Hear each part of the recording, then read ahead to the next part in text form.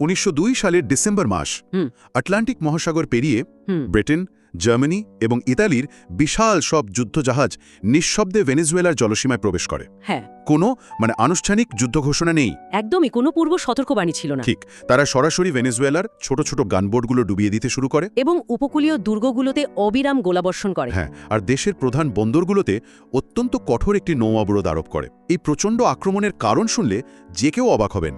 কারণ হিসেবে কোনো ভূখণ্ড বা রাজ্য দখলের উদ্দেশ্য তাদের ছিল না। কারণটা ছিল নিছক পাওনা টাকা বা ঋণ আদায়। ভেনেজুয়েলা ইউরোপীয় বন্ড হোল্ডারদের কাছে আর্থিকভাবে ঋণী ছিল এবং সেই মুহূর্তে তারা সেই টাকা পরিশোধ করতে পারছিল না। আর ঠিক এই ঋণ আদায়ের জন্য পাওনাদার দেশগুলো মনে করেছিল নৌবাহিনীর মাধ্যমে সামরিক শক্তি প্রয়োগ করায় একটি পুরোপুরি গ্রহণযোগ্য উপায়। আমাদের আজকের এই গভীর আলোচনায় মূল উৎস হিসেবে থাকছে দি ড্রাগো ডকট্রিন সংক্রান্ত ঐতিহাসিক নথিপত্র এবং বেশ কিছু গবেষণা প্রবন্ধ। রাইট। আজকের এই বিশ্লেষণের মূল লক্ষ্য হল একটি অত্যন্ত সংবেদনশীল এবং গুরুত্বপূর্ণ প্রশ্নের উত্তর খোঁজা। একটি শক্তিশালী দেশ কি কেবল ঋণের টাকা আদায় অন্য একটি স্বাধীন দেশের উপকূলে যুদ্ধজাহাজ পাঠাতে পারে? এই একটিমাত্র প্রশ্ন কিভাবে আন্তর্জাতিক আইনের মোড় ঘুরিয়ে দিয়েছিল তা নিয়ে আমরা বিস্তারিত আলোচনা করব। এবং এই আলোচনাটি কেবল অতীতের একটি ধুলো পড়া ঐতিহাসিক ঘটনা নয়।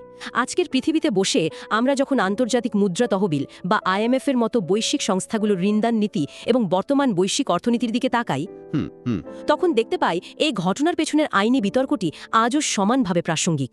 এটি মূলত সেই ভিত্তিপ্রস্তর যা নির্ধারণ করে দেয় আর্থিক দুর্বলতা একটি স্বাধীন রাষ্ট্রের সার্বভৌমত্বকে ঠিক কতটা ক্ষুণ্ণ করতে পারে। আচ্ছা, বিষয়টা একটু ভেঙে বলা যাক। এই ডকট্রিন বা নীতিটি ঠিক কোন পরিস্থিতিতে তৈরি হলো তা বুঝতে হলে 1902 সালের বৈশ্বিক চিত্রটা একটু চোখের সামনে আনা দরকার। অবশ্যই। তখন ব্রিটেন বিশ্বের প্রায় 1/4 ভূখণ্ড নিয়ন্ত্রণ করছে। অন্যদিকে নতুনভাবে একীভূত হওয়া জার্মানি এবং ফ্রান্স তাদের নিজেদের সাম্রাজ্য দ্রুত গতিতে বাড়াচ্ছে। এগুলো কেবল রাজনৈতিক বা ভৌগোলিক সাম্রাজ্য ছিল না, এগুলো ছিল আক্ষরিক অর্থেই এক একটি আর্থিক সাম্রাজ্য। ঠিক তাই। ইউরোপীয় ব্যাংকগুলো ল্যাটিন আমেরিকার সদ্য স্বাধীন দেশগুলোকে প্রচুর ঋণ দিয়েছিল। ল্যাটিন আমেরিকার দেশগুলো তাদের রাস্তাঘাট, রেলপথ এবং বন্দর নির্মাণের মতো জাতিগঠনমূলক কাজের জন্য এই ঋণের উপর নির্ভরশীল ছিল। ভেনেজুয়েলার প্রেসিডেন্ট সিপ্রিয়ানো কাস্ত্রো 1899 সালে ক্ষমতায় আসার পর দেখলেন দেশটি গৃহযুদ্ধ এবং অভ্যন্তরীণ কোন্দলে আর্থিকভাবে বিপর্যস্ত। এই অবস্থায় তিনি বিপুল পরিমাণ বৈদেশিক ঋণ শোধ করা বন্ধ করে দেন। এর ফলে ইউরোপীয় পরাশক্তিগুলোর এই আক্রমণ। এবং এখানেই একটা মজার ঐতিহাসিক তথ্য আছে।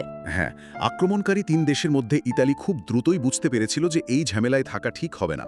তাই তারা অনেকটা আমাদের অন্য কাজ আছে গোছের অবস্থান নিয়ে নিঃশব্দেই অবরোধ থেকে সরে পড়ে। রাইট। অর্থাৎ মূল আক্রমণকারী হিসেবে শেষ পর্যন্ত মাঠে ছিল কেবল ব্রিটেন এবং জার্মানি। এই যে ঋণ আদায়ের জন্য যুদ্ধজাহাজ পাঠানো হলো, তৎকালীন আন্তর্জাতিক আইনে একে বলা হতো গানবোট ডিপ্লোমেসি বা গানবোট কূটনীতি। গানবোট কূটনীতি? হ্যাঁ। 1899 সালে অনুষ্ঠিত হেগ কনভেনশনে যুদ্ধের বিভিন্ন আইন নিয়ে আলোচনা হয়েছিল ঠিকই, কিন্তু ঋণের টাকা আদায়ের জন্য সামরিক শক্তি প্রয়োগের বিরুদ্ধে কোনো আইনি বাধা বা স্পষ্ট নিষেধাজ্ঞা তৈরি করা হয়নি। মানে কোনো নিয়মই ছিল না তখন? একদম না। ফলে গানবোট ডিপ্লোমেসি সে সময় আন্তর্জাতিক ব্যবস্থায় প্রায় একটি স্বাভাবিক এবং বৈধ অধিকার হিসেবেই বিবেচিত হতো। ইউরোপীয় শক্তিগুলোর কাছে এটি ছিল তাদের ব্যক্তিগত নাগরিকদের পাওনা আদায়ের একটি স্বীকৃত হাতিয়ার। কিন্তু একটা বিষয় পরিষ্কার হওয়া দরকার। ভেনেজুয়েলায় যখন আক্রমণ চলছে তখন হাজার মাইল দূরের আর্জেন্টিনার এত চিন্তিত হওয়ার কারণ কি ছিল? এটা খুব গুরুত্বপূর্ণ পয়েন্ট। এই গানবোট ডিপ্লোমেসির সবচেয়ে বড় মনস্তাত্ত্বিক প্রভাব পড়েছিল আর্জেন্টিনার ওপর। কারণ আর্জেন্টিনা তখন মাংস এবং শস্য রপ্তানির ওপর পুরোপুরি নির্ভরশীল একটি দেশ এবং তাদের অর্থনীতি পণ্যবাজারের ওঠানামার ওপর নির্ভরশীল ছিল। রাইট। তারা নিজেরাও তখন ইউরোপের কাছে বিপুল বৈদেশিক ঋণে জর্জরিত ছিল। ভেনেজুয়েলা ইউরোপীয় যুদ্ধজাহাজের এই গোলাবর্ষণ আর্জেন্টিনার জন্য কোনো দূরবর্তী তাত্ত্বিক সমস্যা ছিল না, বরং এটি ছিল তাদের দরজায় কড়া নাড়া একটি উচ্ছেদের নোটিশ। ঠিক। তারা বুঝতে পারছিল আজ ভেনেজুয়েলার সাথে যা হচ্ছে আগামীকাল কোনো কারণে রপ্তানি আয় কমে গেলে তা বুয়েনোস আইরেসের সাথেও হতে পারে। এখানে সবচেয়ে চমকপ্রদ বিষয়টা হলো সেই সময়ের আদর্শিক প্রেক্ষাপট। এই সামরিক হস্তক্ষেপগুলোকে তখন কেবল আইনিভাবেই নয় বরং সামাজিকভাবেও ব্যাপক বৈধতা দেওয়া হতো। একে বলা যায় আন্তর্জাতিক সম্পর্কের ওপর প্রয়োগ করা সোশ্যাল ডারউইনবাদ। একটু থামাই আপনাকে।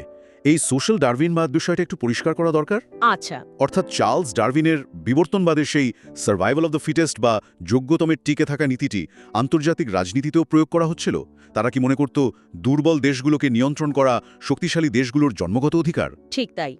জীববিজ্ঞানের তত্ত্বকে তারা রাজনীতি এবং অর্থনীতিতে টেনে এনেছিল। এর ঠিক 3 বছর আগে 1899 সালে রুডিয়ার্ড কিপলিং লিখেছিলেন তার বিখ্যাত কবিতা দ্য হোয়াইট ম্যানস বার্ডেন। খুবই পরিচিত একটি রেফারেন্স। দুর্বল এবং আর্থিকভাবে অস্থিতিশীল রাষ্ট্রগুলোর ওপর নিজেদের নিয়ম এবং শৃঙ্খলা চাপিয়ে দেওয়াটা শক্তিশালী রাষ্ট্রগুলোর কেবল অধিকারই নয়, বরং এক ধরনের সভ্যতার দায়িত্ব। ভয়ঙ্কর একটি ধারণা। এবং ল্যাটিন আমেরিকার রাষ্ট্রগুলো গভীরভাবে বুঝতে পারছিল যে কাগজে কলমে স্বাধীন হলেও এই আদর্শিক কাঠামোর কারণে তারা ইউরোপের কাছে চিরকাল একটি অধস্তন অবস্থানেই থেকে যাবে। আর ঠিক এই অস্তিত্বের সংকটের মুহূর্তেই মঞ্চে আসেন লুইস মারিয়া দ্রাগো। তিনি ছিলেন আর্জেন্টিনার তৎকালীন পররাষ্ট্রমন্ত্রী। এই মানুষটির ব্যাকগ্রাউন্ড কিন্তু অত্যন্ত আকর্ষণীয়। তিনি কেবল একজন সাধারণ রাজনীতিবিদ বা কূটনীতিক ছিলেন না, তিনি ছিলেন একজন প্রশিক্ষিত আইনজীবী। হ্যাঁ, আন্তর্জাতিক মানের অপরাধ বিজ্ঞানী এবং অত্যন্ত বিজ্ঞ একজন আইনবিদ। রাষ্ট্রসমূহের আইনের ওপর তার আগে থেকেই ব্যাপক পড়াশোনা ছিল। রাইট। 1902 সালের 29শে ডিসেম্বর দ্রাগো একটি আনুষ্ঠানিক প্রতিবাদপত্র বা ডিপ্লোম্যাটিক নোট তৈরি করেন। তবে অবাক করা তথ্যটি হল, তিনি এই চিঠিটি পাওনাদার দেশগুলোর রাজধানী লন্ডন বা বার্লিনে পাঠাননি। তিনি চিঠিটি পাঠিয়েছিলেন সোজা ওয়াশিংটন ডিসিতে মার্কিন পররাষ্ট্রমন্ত্রী জন হের কাছে। আমরা যদি একটু বড় পরিসরে বিষয়টা দেখি, তাহলে বুঝতে পারব কেন চিঠিটি সরাসরি ওয়াশিংটনে পাঠানো হয়েছিল। এর পেছনে একটি অত্যন্ত সুনির্দিষ্ট কৌশলগত কারণ ছিল। মনরো ডক্ট্রিন, তাই তো? একদম ঠিক ধরেছেন। দ্রাগো 1823 সালের মনরো ডক্ট্রিনের কথা মাথায় রেখেছিলেন। মনরো ডক্ট্রিনে যুক্তরাষ্ট্র ঘোষণা করেছিল যে ইউরোপীয় শক্তিগুলো যেন পশ্চিম গোলার্ধে অর্থাৎ আমেরিকায় তাদের প্রভাব বা উপনিবেশ বিস্তার না করে। দ্রাগো চেয়েছিলেন মার্কিন যুক্তরাষ্ট্রের এই মনরো ডক্ট্রিনকে ল্যাটিন আমেরিকার আইনি সুরক্ষার ঢাল হিসেবে ব্যবহার করতে। তিনি মূলত একটি আন্তর্জাতিক আইনি নিয়মের প্রস্তাব দিচ্ছিলেন, যাতে যুক্তরাষ্ট্র একে গ্রহণ করে পুরো পশ্চিম গোলার্ধের জন্য ইউরোপীয় আগ্রাসনের বিরুদ্ধে একটি রক্ষা কবচ হিসেবে দাঁড় করায়। দ্রাগো তার সেই চিঠিতে অত্যন্ত স্পষ্ট ভঙ্গিতে 3টি মূলনীতি তুলে ধরেন। প্রথমত, তিনি বলেন যে প্রতিটি সার্বভৌম রাষ্ট্রের আন্তর্জাতিক বাজার থেকে ঋণ নেওয়ার অধিকার আছে, কিন্তু কোনো কারণে পেমেন্টে বা ঋণ পরিশোধের সমস্যা হলে তার জন্য সামরিক শক্তি প্রয়োগ করা যাবে না। রাইট। দ্বিতীয়ত, ব্যক্তিগত নাগরিকদের পাওনা আদায়ে এক রাষ্ট্রের বিরুদ্ধে আরেক রাষ্ট্রের সামরিক শক্তি প্রয়োগ করা সার্বভৌম সমতা বা সোভরেন ইকুয়ালিটি নীতির সম্পূর্ণ পরিপন্থী। এবং তৃতীয়ত, ডিফল্ট বা ঋণ শোধে ব্যর্থতা একটি নিতান্তই আর্থিক এবং আইনি সমস্যা। এটি কোনোভাবেই যুদ্ধের কারণ হতে পারে না। চমৎকার 3টি পয়েন্ট। কিন্তু এই জায়গায় এসে আমার মনে একটি প্রশ্ন জাগছে। আপনি বা আমি যদি ব্যাংক থেকে ঋণ নিই এবং তা শোধ না করি, ব্যাংক তো আইনি ব্যবস্থা নেবেই। পরাশক্তিগুলো হয়তো গানবোট পাঠিয়েছে, কিন্তু ভেনিজুয়েলা বা আর্জেন্টিনা তো আসলেই ঋণ শোধ করেনি বা করতে ব্যর্থ হয়েছিল। ঋণদাতাদের কি তাদের টাকা ফেরত পাওয়ার কোনো অধিকার ছিল না? দ্রাগো কি এই দিকটা পুরোপুরি এড়িয়ে গেছেন? এটি একটি অত্যন্ত যৌক্তিক প্রশ্ন, কিন্তু দ্রাগো মোটেও বলেননি যে ঋণ শোধ করতে হবে না বা ঋণদাতাদের অধিকার নেই। দ্রাগোর মূল আপত্তি ছিল টাকা আদায়ের পদ্ধতি নিয়ে। পদ্ধতি, আচ্ছা। তিনি বলেছিলেন, পাওনা আদায়ের প্রক্রিয়া হতে হবে আন্তর্জাতিক সালিসি বা আলোচনার মাধ্যমে, কামানের গোলার মাধ্যমে নয়। দ্রাগোর এই যুক্তির গভীরে ছিল ওই সার্বভৌম সমতার ধারণা। আন্তর্জাতিক আইনে এর অর্থ হল, একটি রাষ্ট্র আয়তনে যত ছোট বা আর্থিকভাবে যত দুর্বলই হোক না কেন, একটি বৃহৎ সাম্রাজ্যের সমান আইনি মর্যাদা তার প্রাপ্য। একজন সাধারণ পাওনাদার যেমন ঋণ আদায়ের জন্য গ্রহীতার বাড়িতে গিয়ে গুলি চালাতে পারে না, তেমনি একটি রাষ্ট্র ঋণ আদায়ের জন্য আরেক রাষ্ট্রের বন্দরে গোলাবর্ষণ করতে পারে না। দ্রাগো একটি নীতিগত অবস্থান তৈরি করতে চেয়েছিলেন, যা পরাশক্তিগুলোর ক্ষমতার অপব্যবহারকে আইনিভাবে সীমাবদ্ধ করবে। ঠিক এখানেই বিষয়টা সবচেয়ে বেশি আকর্ষণীয় হয়ে ওঠে। দ্রাগো যখন এই চিঠিটি মার্কিন পররাষ্ট্রমন্ত্রী জন হের কাছে পাঠালেন, তখন ওয়াশিংটনের প্রতিক্রিয়া কী ছিল? তারা কি ল্যাটিন আমেরিকাকে রক্ষার এই মহান প্রস্তাবে রাজি হয়েছিল? মজার ব্যাপার হলো, জন হে মূলত কোনো সুনির্দিষ্ট প্রতিশ্রুতি দেননি। একদমই তাই। যুক্তরাষ্ট্র চিঠিটি গ্রহণ করেছিল, ভদ্রতাসূচক আগ্রহ দেখিয়েছিল, কিন্তু দ্রাগোর নীতিকে তারা আনুষ্ঠানিকভাবে সমর্থন করেনি। কারণ যুক্তরাষ্ট্র সেই মুহূর্তে পশ্চিম গোলার্ধের নিজেদের ক্ষমতা বা আধিপত্য কোনোভাবেই সীমিত করতে চায়নি। তারা নিজেদের হাত বেঁধে ফেলতে নারাজ ছিল। ওয়াশিংটনের এই নীরবতা কিন্তু আসলে একটি ঝড়ের পূর্বাভাস ছিল, কারণ এর ঠিক 2 বছর পর 1904 সালে মার্কিন প্রেসিডেন্ট থিওডোর রুজভেল্ট এমন একটি ঘোষণা দিলেন, যা রুজভেল্ট করোলারি নামে পরিচিত। এই নীতিটি দ্রাগোর চিন্তাকে পুরোপুরি উল্টে দেয়। আমরা যদি দ্রাগো ডক্ট্রিন এবং রুজভেল্ট করোলারির একটি তুলনামূলক বিশ্লেষণ করি, তবে পার্থক্যটা খুব স্পষ্ট হয়ে ওঠে। সেটা কেমন? দ্রাগো চেয়েছিলেন আন্তর্জাতিক আইনের মাধ্যমে পরাশক্তিগুলোকে আটকে সার্বভৌম সমতা রক্ষা করতে। তিনি চেয়েছিলেন কোনো দেশের অভ্যন্তরীণ ব্যাপারে যেন কেউ হস্তক্ষেপ না করে। অন্যদিকে রুজভেল্ট ঘোষণা করলেন যে ইউরোপীয়দের হস্তক্ষেপ আটকাতে যুক্তরাষ্ট্র নিজেই ল্যাটিন আমেরিকায় সভ্য মান বজায় রাখতে হস্তক্ষেপ করবে। মানে নিজেরাই পুলিশ হয়ে গেল। ঠিক তাই। অর্থাৎ ল্যাটিন আমেরিকার কোনো দেশ যদি ঋণ শোধে ব্যর্থ হয়, তবে ইউরোপের দেশগুলো আসার আগেই যুক্তরাষ্ট্র সেখানে পুলিশের ভূমিকা পালন করবে। ড্রাগো যেখানে সব ধরনের হস্তক্ষেপ বন্ধ করতে চেয়েছিলেন, রুজভেল্ট সেখানে যুক্তরাষ্ট্রের একতরফা হস্তক্ষেপের বৈধতা দিলেন। তার মানে রুজভেল্ট আসলে ইউরোপকে আটকালেন ঠিকই, কিন্তু ল্যাটিন আমেরিকার ঘাড়ের ওপর নিজেদের বন্দুকটা রেখে দিলেন।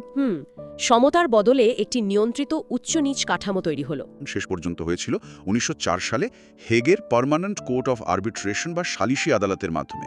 ড্রাগো ঠিক এমন একটি আইনি সমাধানের কথাই তো বলেছিলেন। হ্যাঁ, কিন্তু পরিহাসের বিষয় হলো 1904 সালের রায়ে বলা হলো যেসব দেশ ভেনেজুয়েলায় নৌ অবরোধ করেছিল এবং সামরিক শক্তি প্রয়োগ করেছিল, ঋণ আদায়ের ক্ষেত্রে তাদেরকেই অগ্রাধিকার দেয়া হবে। ও এর মানে দাঁড়ায় যারা শান্তিপূর্ণভাবে পাওনা দাবি করেছিল তারা রইল পেছনে, আর যারা গানবোট নিয়ে এসেছিল তারা ঋণের লাইনের সামনে চলে গেল।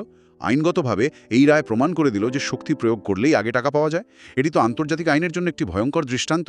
এই ব্যর্থতার ধারাবাহিকতা আমরা দেখি 1907 সালের দ্বিতীয় হেগ শান্তি সম্মেলনেও। সেখানে মার্কিন জেনারেল হরাস পোর্টার একটি প্রস্তাব আনেন, যা পোর্টার রেজলিউশন বা ড্রাগো পোর্টার কনভেনশন নামে পরিচিত।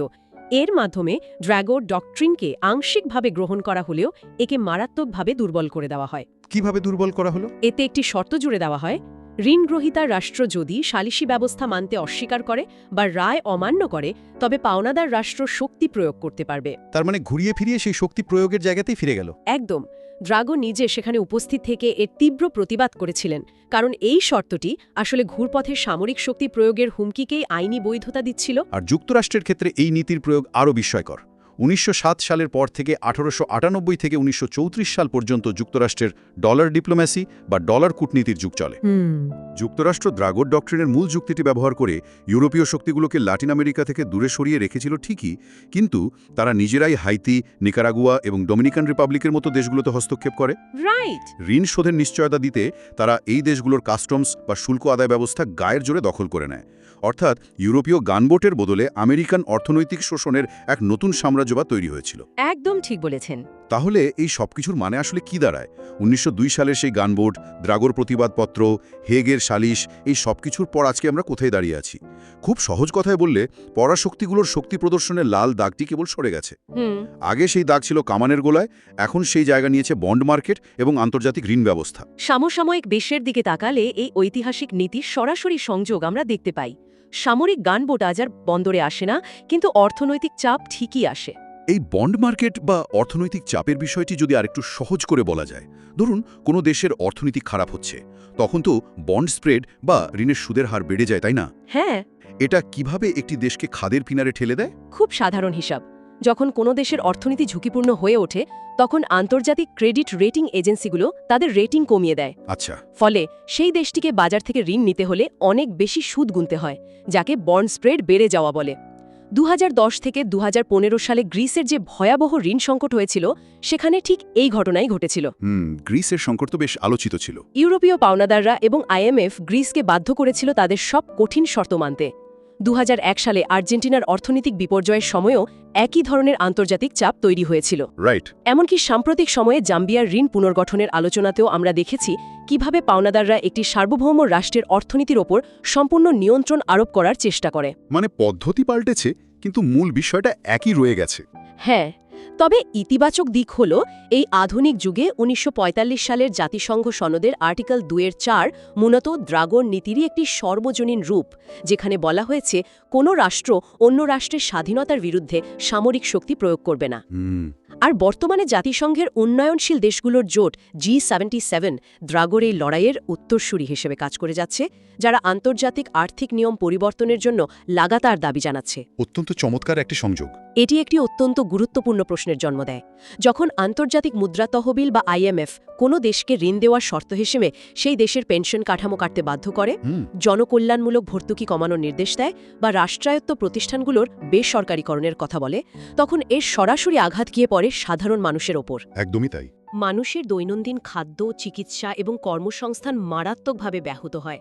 সামরিক যুদ্ধজাহাজ হয়তো আজ আর নেই, কিন্তু অর্থনৈতিক শর্তের মোড়কে এই যে আর্থিক শক্তির আস্ফালন, এটি নিয়ে ভাবার অবকাশ রয়েছে। রাইট। একটি স্বাধীন রাষ্ট্র যখন বাধ্য হয়ে নিজের নাগরিকদের মৌলিক সুবিধা কেড়ে নেয় আন্তর্জাতিক ঋণদাতাদের তুষ্ট করার জন্য, তখন কি সেই রাষ্ট্রের সার্বভৌমত্ব আসলে অটুট থাকে? আপনার এই বিশ্লেষণ থেকে একটি বিষয় খুব পরিষ্কার।